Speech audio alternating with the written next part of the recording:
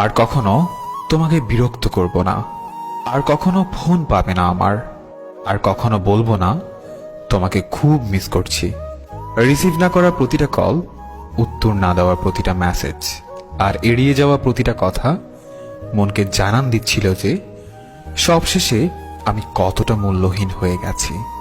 তুমি না হয় আমার সাথে অভিনয় করে খুবই ভালো আছো, জানি সারা জীবন সুখেই থাকবে, কিন্তু আমি আমি কি পারবো তোমায় ছাড়া সুখে থাকতে?